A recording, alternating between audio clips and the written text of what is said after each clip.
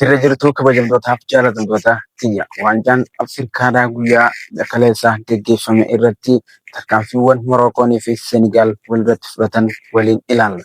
Waancaan Afriikaadhaa kana irratti immoo Seenigaalii fi Morookoon tapha irratti taphatameen Seenigaal takkaa fi Morookoon duwwaadhaan kan galfaman ta'uun isaatiin ni dhagahama. Taphni Afrikaa irratti taphatame kun tapha seena qabeessaa fi addunyaa guutuu birattis tapha ajaa'ibsiisoo ta'eetis kan beekamu ture. Taphni kun immoo taphatamuu isaatiin durattis leenjisaan kubbaa miilaa Seenigaal yeroo hedduudhaaf rifaatu keessa seenuudhaan tapha kana kaaniif hin taphanneef jechuun itti himaatee ture. Yerootu immoo dargaggoonnii fi akkasumas taphattoonni Seenigaal irraa dhufan kanneen isaanii waliin taa'aman Sadio Maaneen akkaaniif tapha kana taphatan itti himeeti ture. Abdii jabaachuudhaan ifitti sabdatanii tapha kanattis kan seenan ta'e. Erga boodaatiifis immoo taphattoonni Seenigaal akkasumas taphattoonni Seenigaal dhaamsa qaban Morookoo yeroonii fi tapha eegaluuf deeman Morokoof ibsa jabaa tokko kennan. Daawwattoonni keenya immoo guutummaan isaaniitu kaardiin isaaniif muramee tures hanga nama 3,000 qofa jechuun himan. Kanaan alattis eegdota gahaa hin qabnu jechuun sodaachuudhaan kan tapha kana eegalanidha. Tapha kana wayita taphatan irratti Sadiyoon Maaneen tapha kana ni injifannaa osoo hin ta'amin wayitaanii fi leenjisaan isaanii sodaa guddaa keessa seenee turetti isaanis abdii ifitti horuudhaan tapha kana jalqabaniitii turan.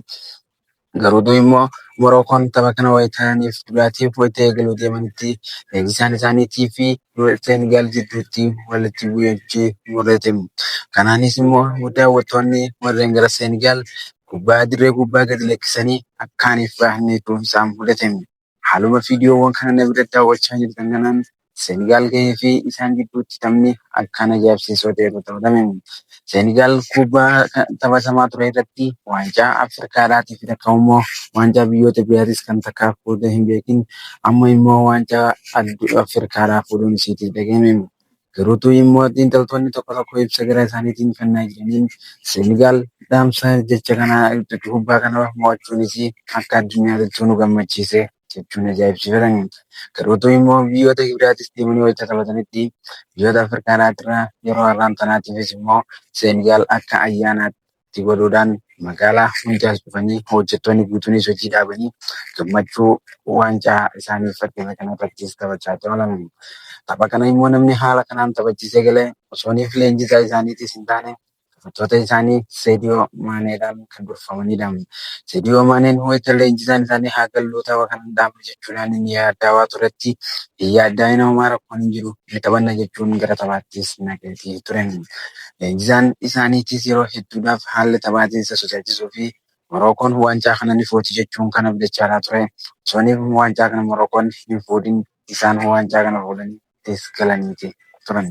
Morookoonii fi immoo akkasuma Seenigaal jidduutti taphni isaanii sun addunyaa guutuu kan ajaa'ibsiisee ta'e.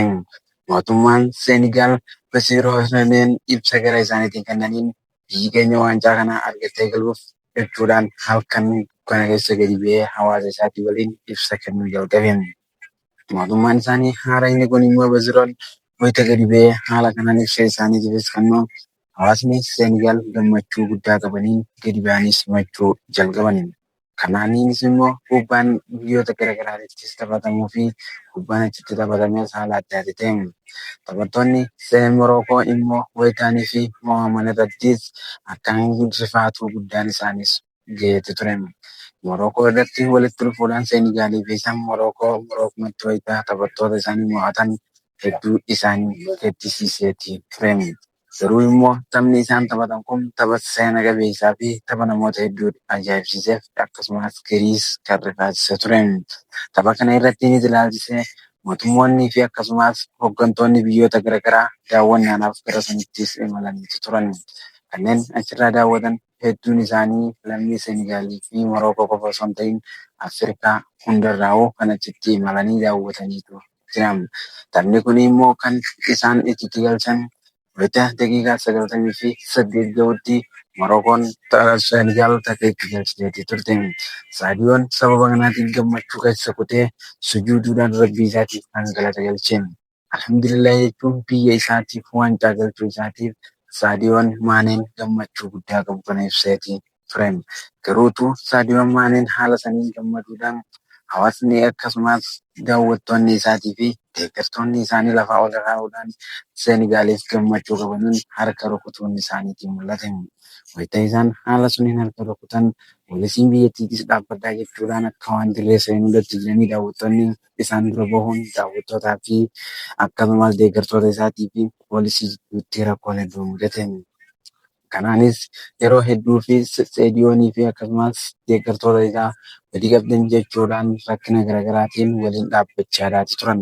Taphni akka tapha kanaa takkaatis taphatamee hin beeku, takkaatis mul'ateetis hin beeku jechuun daawwattoonni iddoowwan garaagaraa irraas daawwachaa turan.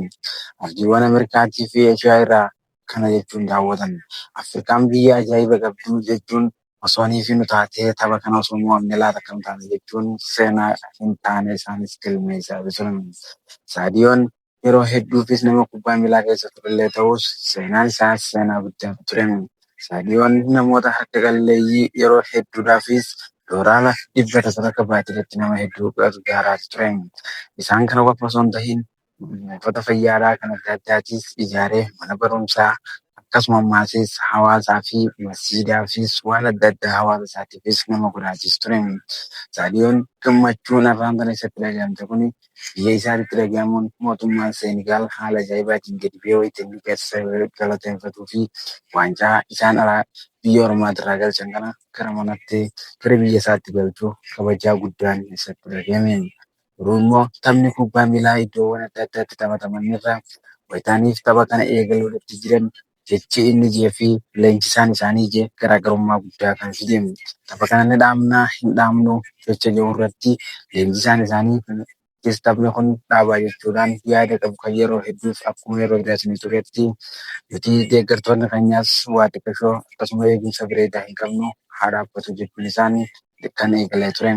Sodaa inni qabu san deebisee dhaabii jechuun ni taphannaa jechuu wayita taphatanitti daqiiqaa 98 irra wayitaaniif gahutti Saadiyoon Maaneen tapha kana galchuun gammachuu guddaan itti dhagahameetii ture. Daawwattoota kiyya asirraan kanneen yaada keenya daawwattan martinuu filatoomaa isiniin jennaan. Chaanaala keenya dabalatu birraa akkuma seentaniin laayikii fi sheer sabiskiraayib godhuudhaan afaan akka turtii taasiftan isin yaamne. Chaanaalli kiyya dabalatu akkaaniif chaanaalatti qaban ta'eef seentanii laayikii fi sheer sabiskiraayib godhuu akka qabdan isin yaamne.